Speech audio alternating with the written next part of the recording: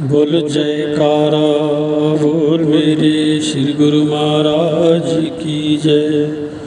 बोल साचे दरबार की जय।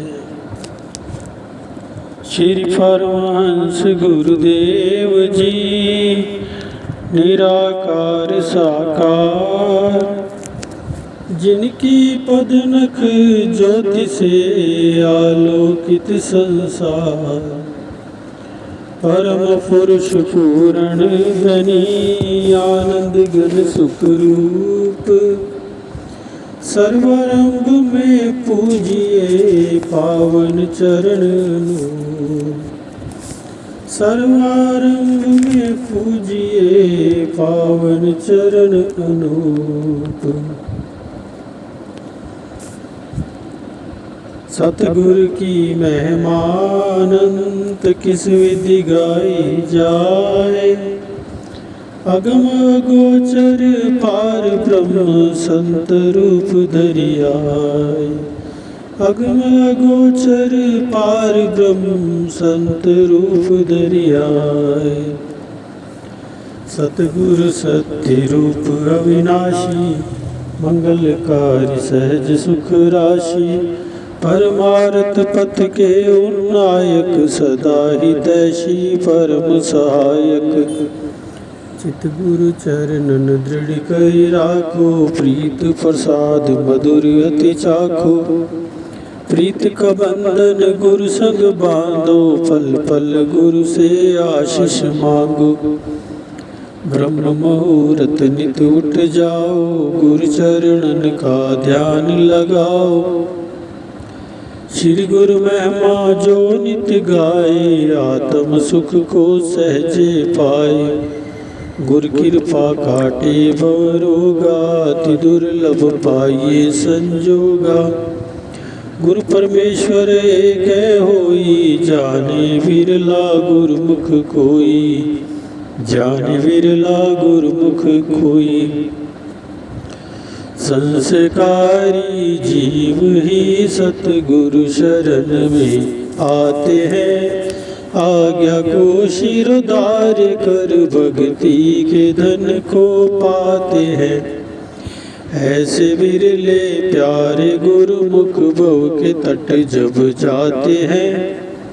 गुरु नाम की नौका बिठा निज धाम को ले जाते हैं। स्वामी सच्चिदानंद सतगुरु अलख रूप लखाते हैं। अंश अपने अंश से मिल एक रूप हो जाते हैं। दान निज भक्ति का देकर सतगुरु हर्षाते हैं। जयकार बोले मिलके सारे, दास बल बल जाते हैं। जयकार बोले मिलके सारे, दास बल बल जाते हैं हम। दास बल बल जाते हैं हम। दास बल बल जाते हैं। ओम शांति शांति शांति।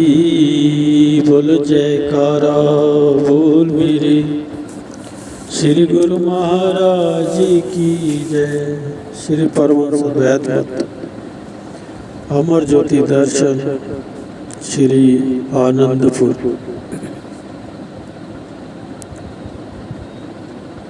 आप श्री आनंदपुर में परम मनाते गुरुमुखों के अंतर मानस में मानुष जन्म के लक्ष्य को पाने के लिए नई चेतना नई उमंग भरते और हर समय यहाँ आनंद एवं खुशी के समागम बनाते हैं।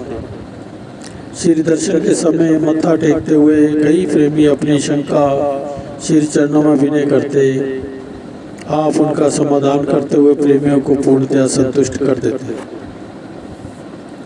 एक बार एक भगत जी ने विनय की, प्रभु मेरी भक्तानी के मन में संतान की बहुत लालसा है।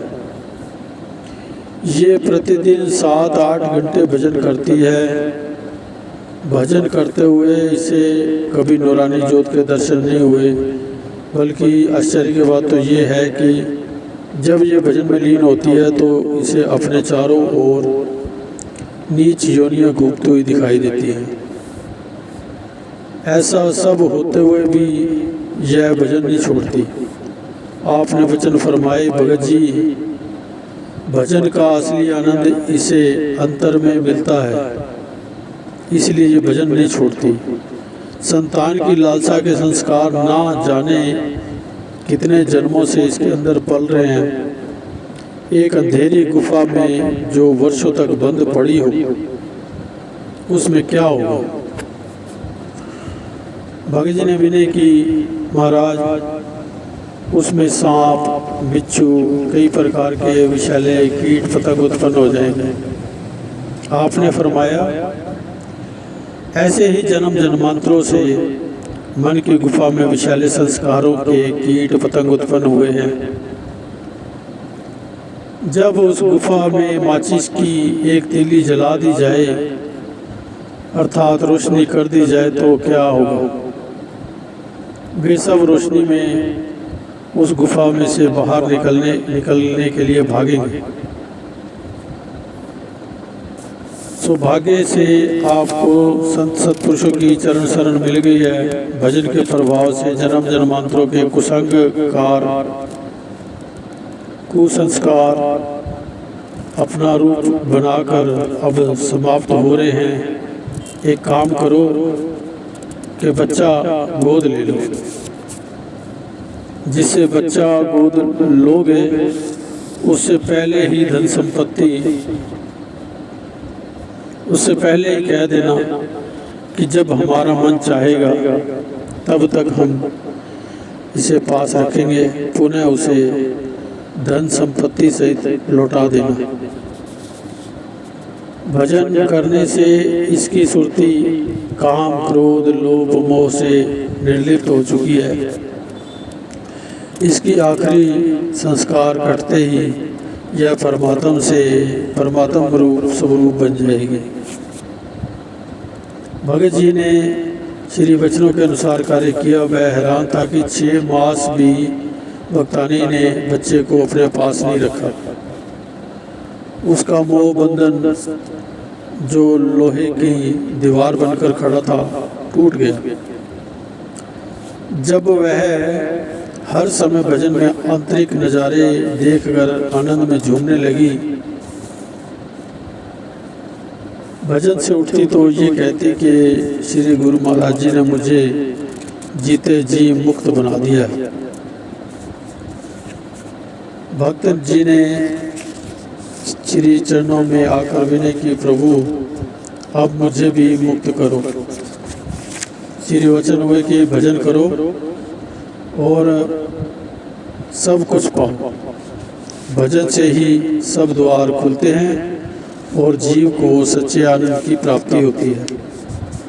सन 1971 में श्री आनंदपुर भक्तानियों की ओर खिलाने वाले लंगर का अधूरा कार्य संपन्न करवाकर आपने उसका मुहूर्त किया। आपने श्री वचन फरमाए, गुरुमुखो, श्री आनंदपुर में आप ऐसे मनमोहक सुंदर भवन का दृश्य देख रहे हैं। ये अपने श्री सदगुरुदेव महाराज जी की धुरदरगाही मौज और गुरुमुखों की भक्ति और सेवा का फल है। महापुरुषों ने अपने आप जैसे गुरुमुखों के लिए कृपा करके सेवा के भंडार खोल दिए हैं। गुरुमुखों की भी यही पुकार होती है कि मैं अपना जीवन गुरु दरबार की सेवा में लगाऊं, बशर्ते सब चीज़ भूल जाएं लेकिन सेवा ना भूलें। ऐसी हर गुरुमुख की भावना होती है। महापुरुषों ने भी जीव कल्याण के लिए ऐसा जरिया बना दिया है जिससे साधन पाकर निष्काम भाव से सेवा करके अपना लोक व परलोक संवार सके। सेवा एक ऐसी दात है जिसकी और मिसाल नहीं मिल सकती। इसलिए गुरुमुख जन दिन रात 24 घंटे सेवा में रत रहकर अपने जीवन का कल्याण करें। महापुरुष भी यही चाहते हैं, क्योंकि यही इंसान के कल्याण की चीज़ है। इसके अलावा कोई भी चीज़ मांगना दुखों को मांगना है। बिन तुद होर जी मंगना सिर दुखा के दुख। गुरबाणी। यदि मालिक से कुछ मांगना है तो उनकी सेवा मांग लो, जो कि असली चीज़ है। जिसकी सेवा की जाएगी कुदरती तौर से उसी का ही ध्यान आएगा। गुरमुख के लिए भक्ति की मंजिल को पाने के लिए दो चीज़ों की ज़रूरत है। जैसे पक्षी दो परों से उड़ता है, ऐसे ही गुरमुख सेवा और भजन द्वारा अपनी मंजिल तय कर लेते हैं।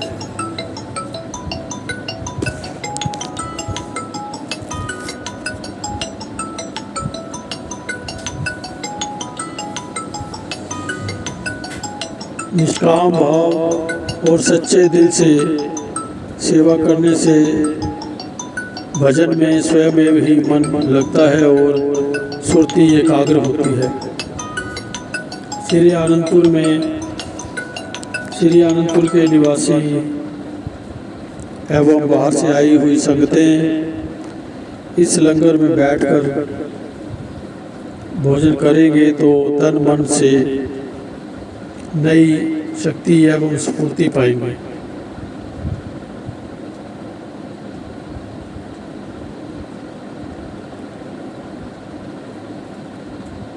इस भोजन में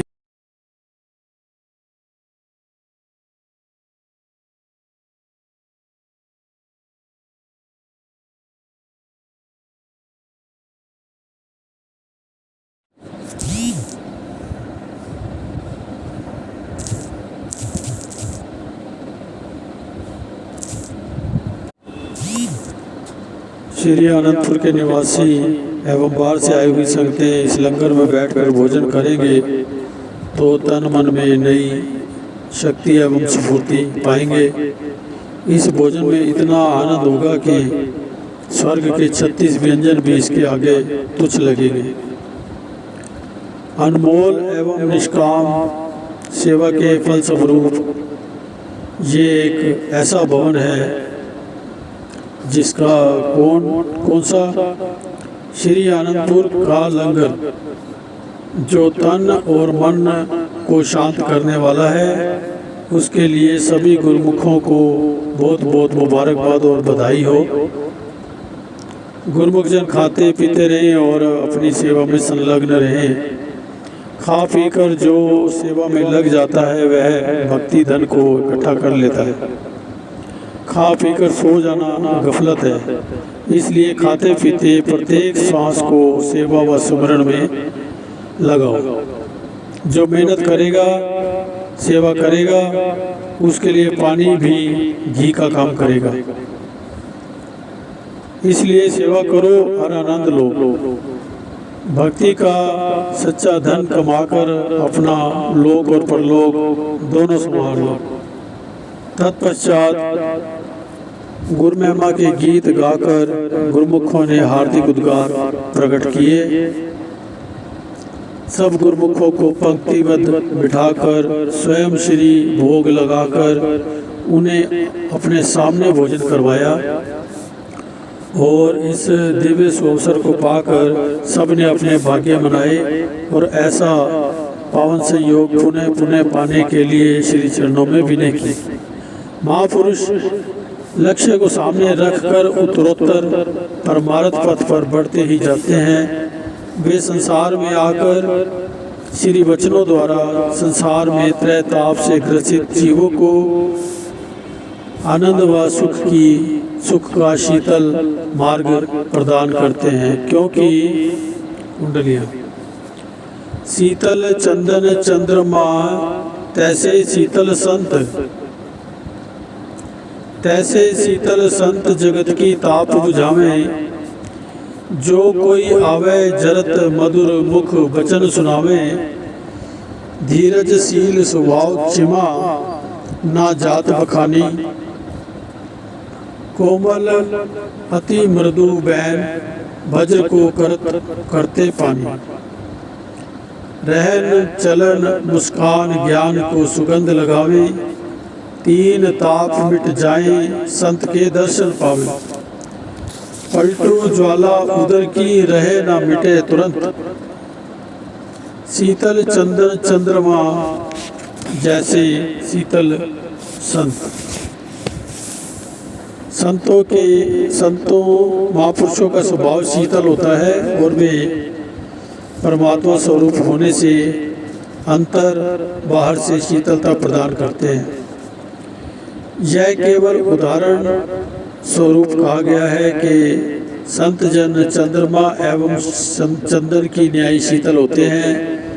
चंद्रमा और चंदन में शीतलता का गुण तो है, परंतु वे केवल बाहर से प्रभावित करते हैं। चंद्रमा की शीतलता तन की तपन को बुझा सकती है, मन की नहीं।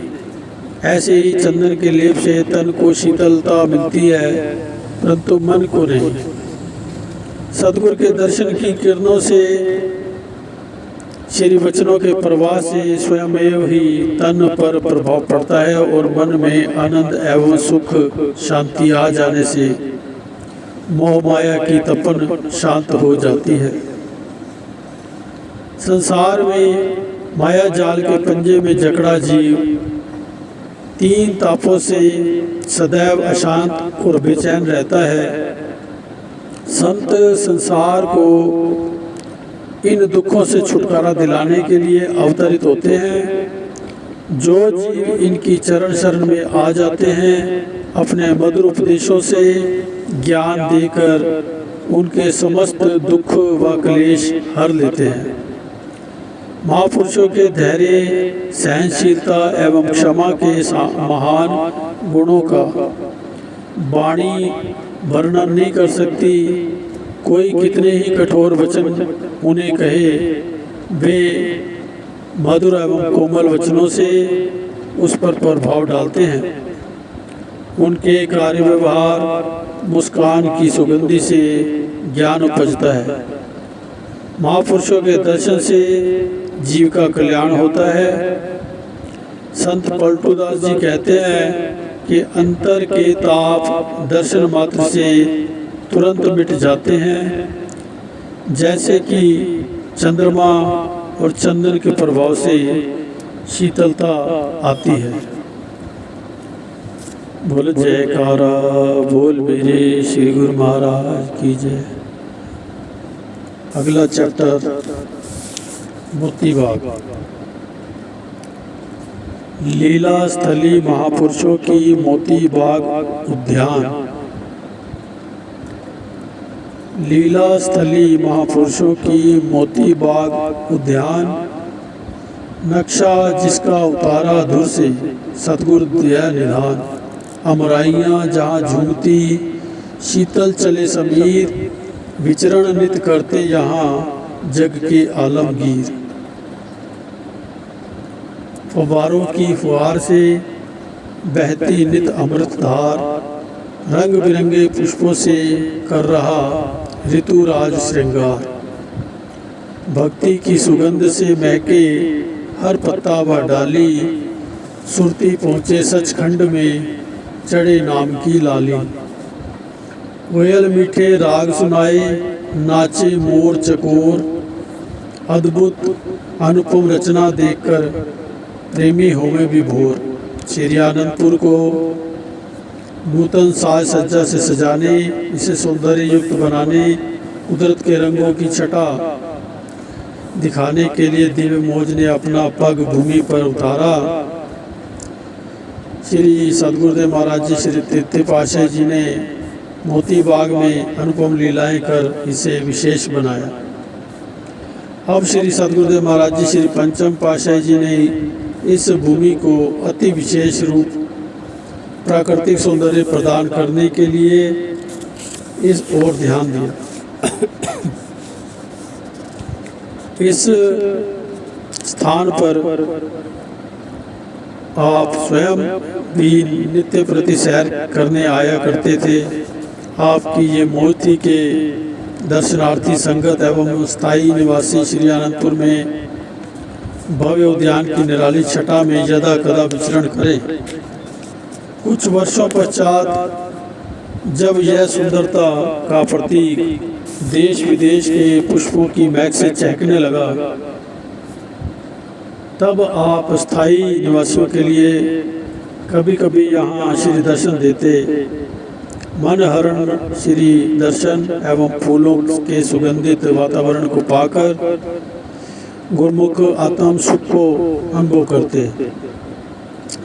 श्री आनंदपुर के आवास क्षेत्र से भक्तानी व भक्तों की ओर श्री परमहंस अद्वैत मंदिर तक पहुंचने के लिए सड़कों के किनारे पर उद्यान भांति भांति के रंग बिरंगे पुष्पों से सुसज्जित हो सौरभ बिखरा रहे हैं।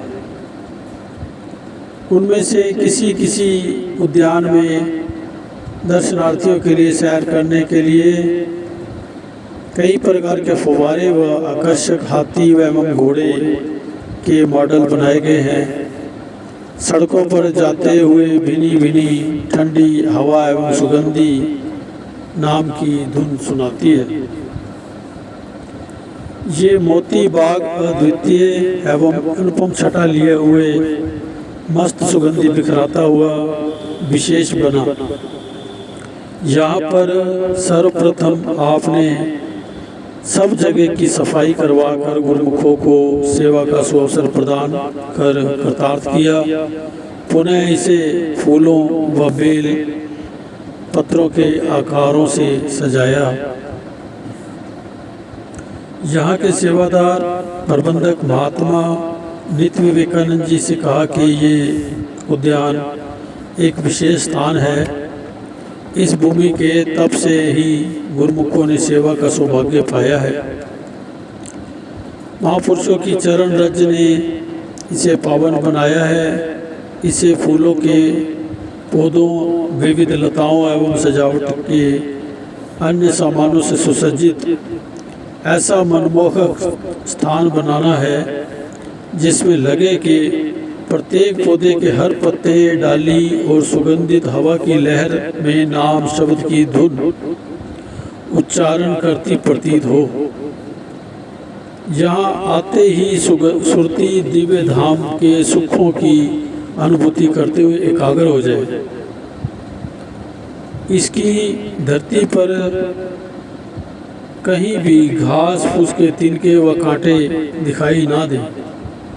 आपने स्वयं भी इसमें अनेक प्रकार के फुवारे व रंग बिरंगी अति सुंदर लाइटें लगवाई।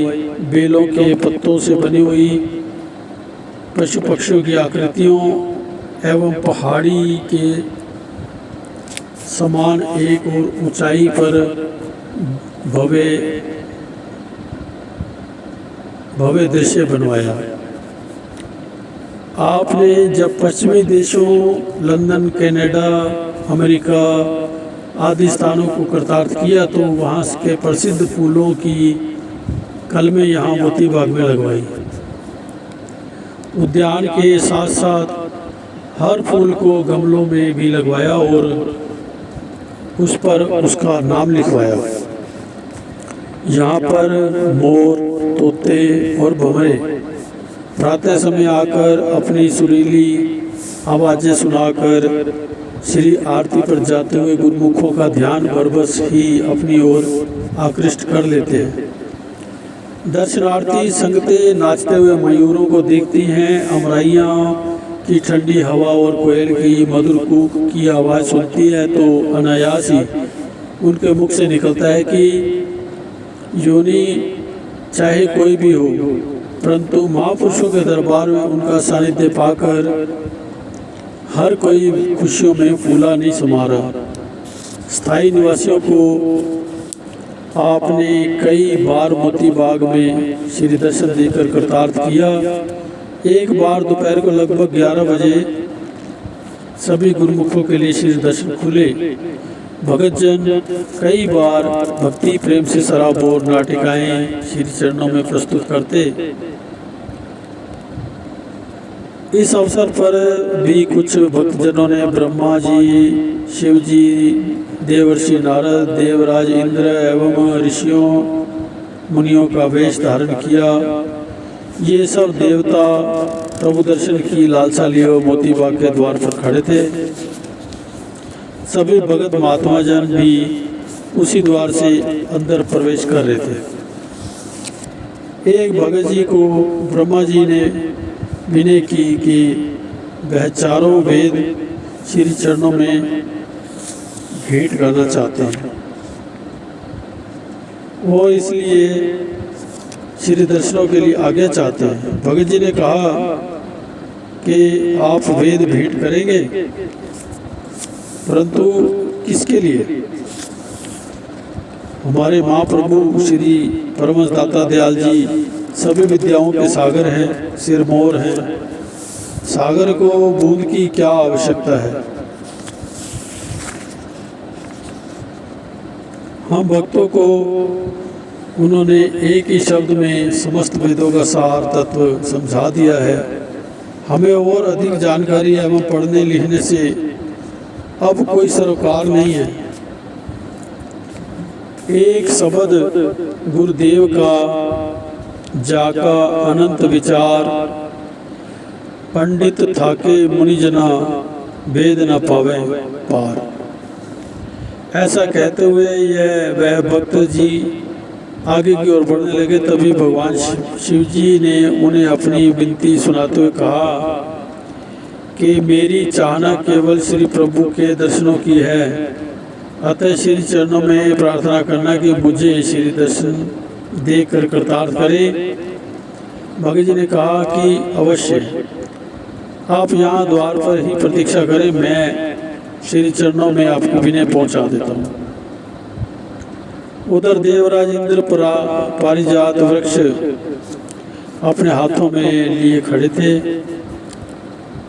जिसके एक एक पुष्प में समस्त रिद्धियाँ सिद्धियाँ व्याप्त होती हैं। उन्होंने भी एक भगत जी से विनय की कि इस वृक्ष को श्री चरणों में भेंट करना चाहते हैं। भगत जी ने कहा कि हमारे गुरु महाराज जी के मोती बाग का प्रत्येक फूल पारिजात है। ऐसा कहते हुए वह भगत जी भी मोती बाग में चले गए। भगत जन परस्पर चर्चा करने लगे कि ये कौन अनजान व्यक्ति यहाँ आज पर आ गए हैं। कोई स्वयं को ब्रह्मा जी, कोई शिव जी, कोई मुनि नारद और कोई देवराज इंद्र बता रहे हैं। लगता है कि ये सब देवता आज एकत्र होकर यहाँ आए हैं और इन्हें अंदर आने की आज्ञा प्राप्त नहीं हुई है। इस प्रकार परस्पर वार्तालाप करते हुए कुछ ही देर में प्रभु जी की कार मोती बाग के द्वार पर आ गई। कुछ भगत एवं महात्मा जन भी साथ थे।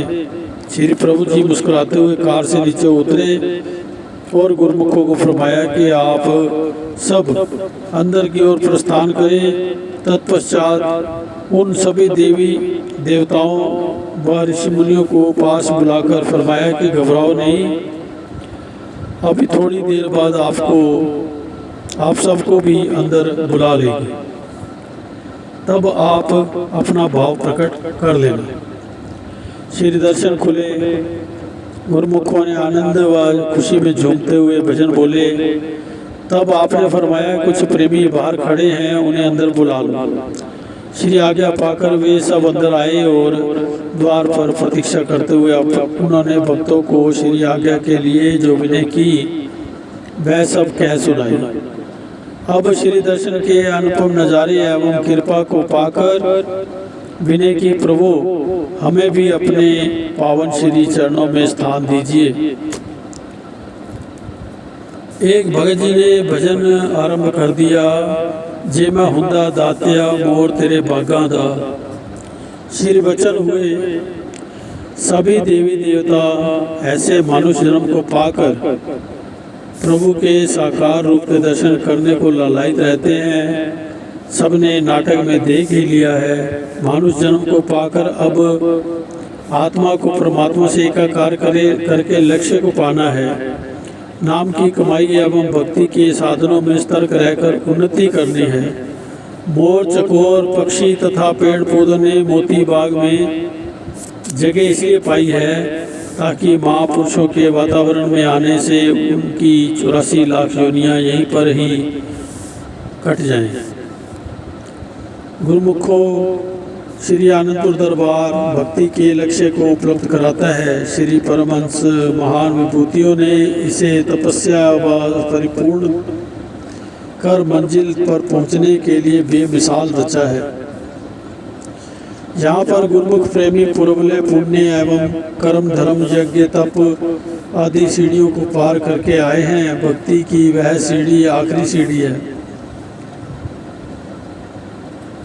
जिस पर चढ़कर जीव आत्मा सदा सदा के लिए परमात्मा से एकाकार होकर उसमें मिल जाएगी, आवागमन के चक्कर से छूट जाएगी, इस लोक में आनंद सुख से जीवन व्यतीत करते हुए परलोक भी संवार लेगी।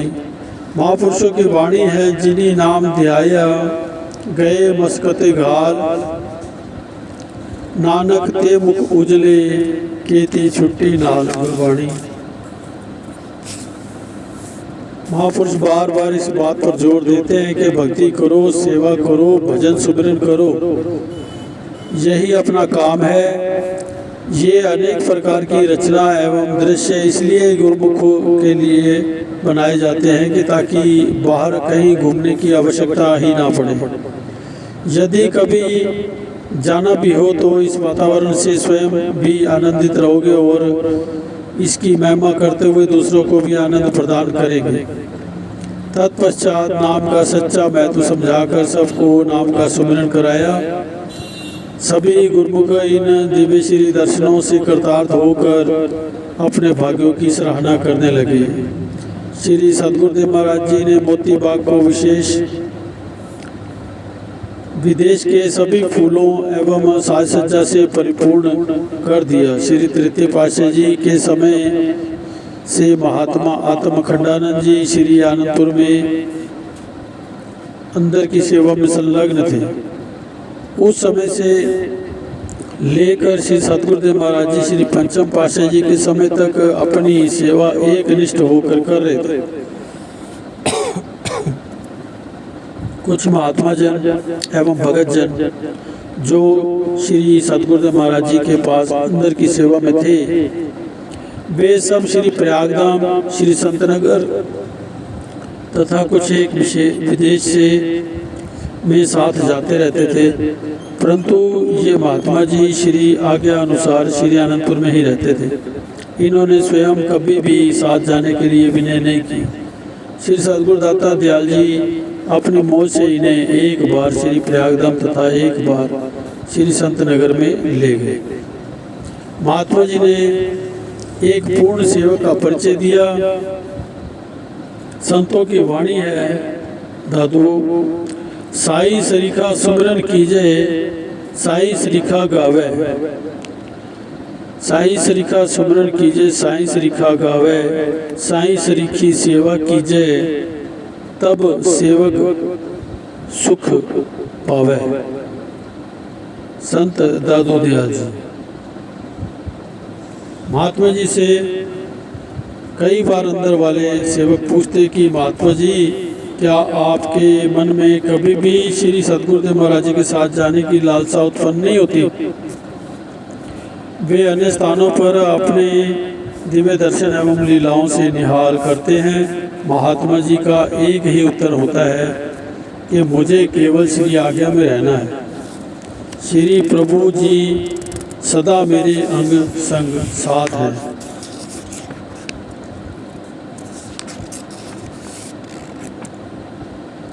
एक बार श्री सद्गुरुदेव महाराज जी ने उनकी अचल निष्ठा एवं प्रमाण इस प्रकार दिया। आपने मोती बाग के प्रबंधक महात्मा जी को कहा कि मोती बाग में सब प्रकार के फूलों के गमले लाकर आनंद सत्संग भवन में रात्रि तक रख दें। ध्यान रहे कि कोई भी फूल यहाँ लाने से रह न जाए। मोती बाग के सभी गमले श्री सत्संग भवन में लाए गए। दूसरे दिन प्रातः श्री आरती से आकर कार अंदर पहुंची। महात्मा आत्मखंडानंद जी गेट खोलकर वहाँ दंडोत करते और श्री दर्शन एवं आशीर्वाद पाते। उस दिन श्री सतगुरुदेव महाराज जी ने कार को वहीं रुकवा दिया और स्वयं नीचे उतरकर फरमाया, महात्मा जी हमारे साथ चलो। ऐसा कहकर उन्हें आनंद सत्संग भवन में साथ ले गए। वहाँ जाकर एक एक गमले के पास जाकर उस फूल का नाम पढ़कर महात्मा जी को फरमाने लगे, आत्म अखंडानंद जी, यह स्पेन का बगीचा है, यह स्पेन का बगीचा है। इस पर Indonesia, London, Dubai, Toronto, America, Madrid, Los Angeles, Singapore, Mysore, Bangalore इत्यादि सब स्थानों के पुष्पों को कर कमल लगाकर दिखाते गए। अंत में महात्मा जी से कहा कि महात्मा जी, किसी ने भी सब जगह की सैर नहीं की होगी। हमने देश विदेश की यात्रा आपको यही करवा दी है। कैसे? ठीक है। महात्मा जी ने दंडवत कर विनय की, प्रभु आपने मुझे केवल पुष्प ही नहीं अपितु हर स्थान के दृश्य भी दिखा दिए। कृपा निधान ने इतना कष्ट एक तुच्छ सेवक के लिए किया है। मैं ऋणी एवं आभारी हूँ। मुझ पर कृपा दृष्टि बनाए रखना। श्री वचन हुए, महात्मा जी ये तुम्हारी अचल निष्ठा का परिणाम है। महात्मा योग सत्यानंद जी साथ थे। उन्होंने विनय की, प्रभु आपकी लीला अपरंपार है। आपने कैसे महात्मा जी को कुछ पलों में ही सब जगह का भ्रमण करवाकर सब दृश्यों का अवलोकन भी करवा दिया। कमाल है। ऐसे ही एक बार मोती बाग में सैर करते हुए आपने संग चल रहे सेवादारों को एक स्थान पर रोककर फरमाया कि यहाँ से आगे मत जाना। स्वयं अकेले कुछ दूर आगे चले गए। वहाँ पर हिरण का एक नन्हा बच्चा आकर खड़ा हो गया। आपने अपने कर कमलों से उसे कुछ सिखाया, कुछ खिलाया। पुनः शीश पर कर कमल रखकर सहलाया। वह कुलांचे भरता हुआ बाहर निकल गया। सेवादारों ने विनय की, ये कहाँ से आया और कहाँ चला गया? आपने फरमाया, श्री अनंतपुर की धरती की आबाद होने से पूर्व जब ये जंगल था, ये अपने परिवार सहित तब यहीं पर रहता था। यहाँ से सब वृंदावन में पहुंच गए हैं। ये पुरानी रूह थी जो पुनः यहाँ आई और अब इसी जन्म में ही इस योनि को काटकर सेवा के लिए यहीं आएगी। आप प्रातः सायं मोतीबाग के सैर करते थे। एक बार फूलों की क्यारियों के पास आकर आपने सेवकों को पूछा, तुम फूल कैसे तोड़ते हो?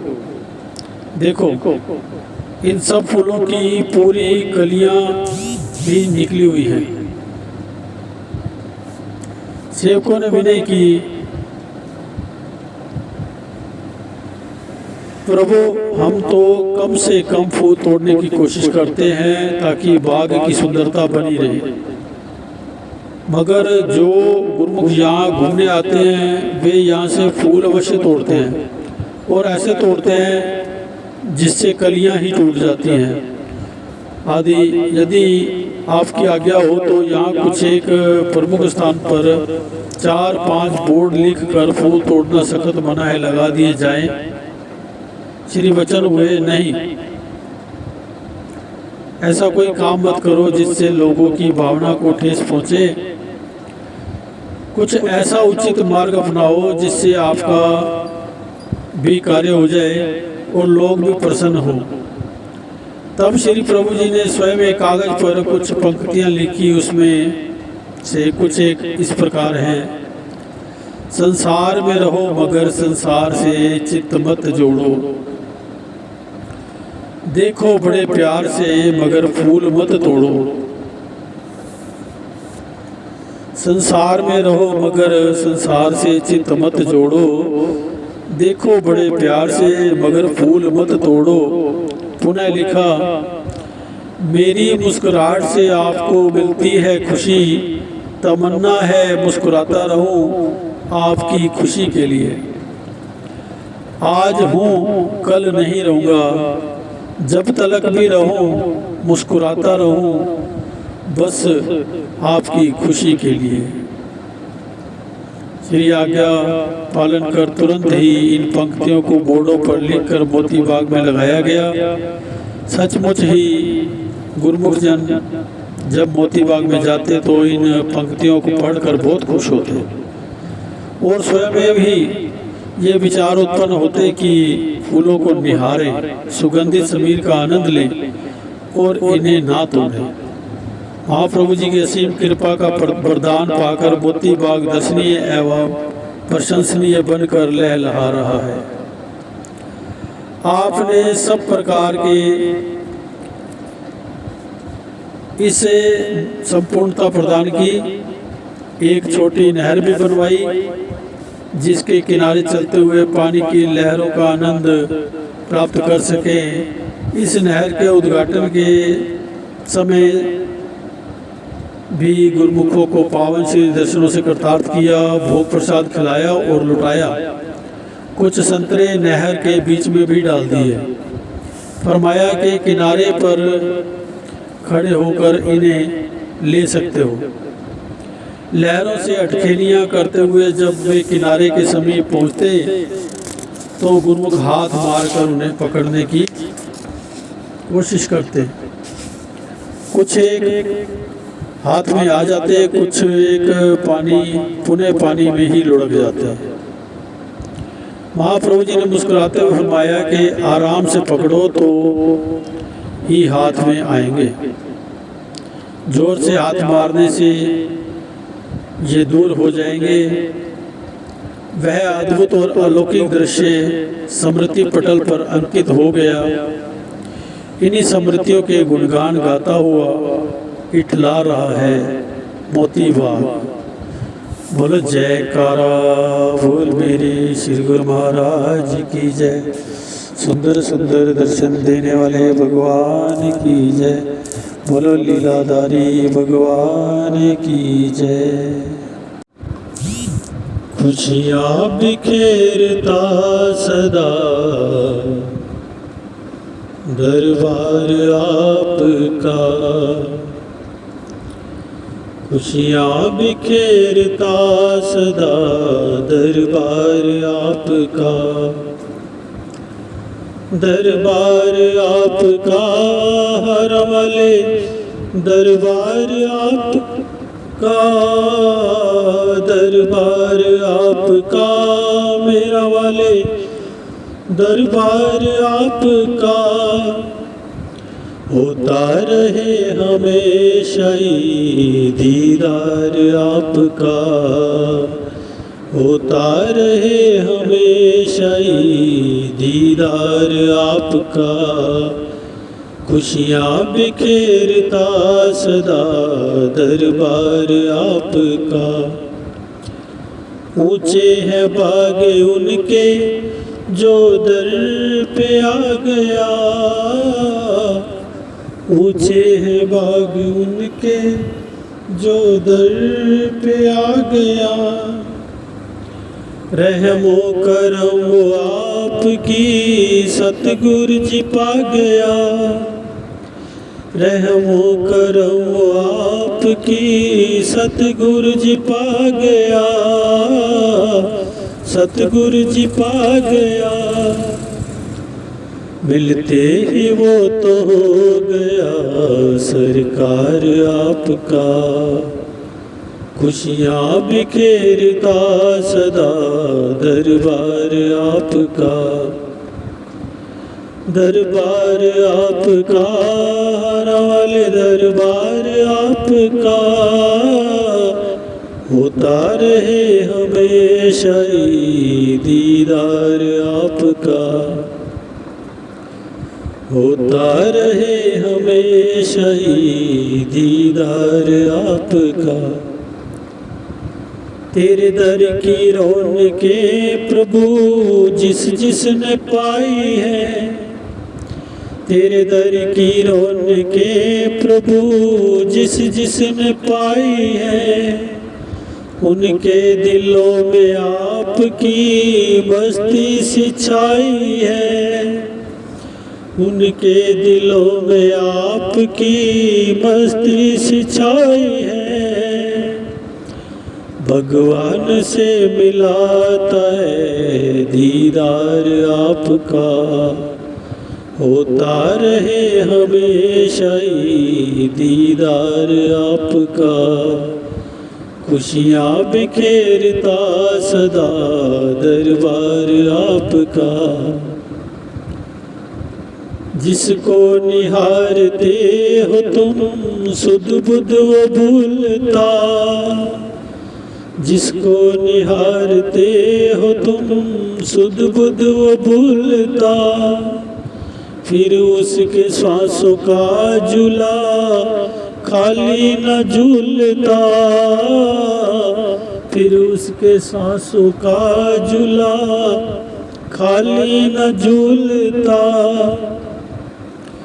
कैसे वो भूल जाए फिर ये प्यार आपका, कैसे वो भूल जाए फिर ये प्यार आपका, खुशियाँ बिखेरता सदा दरबार आपका, होता रहे हमेशा ही दीदार आपका, दीदार आपका।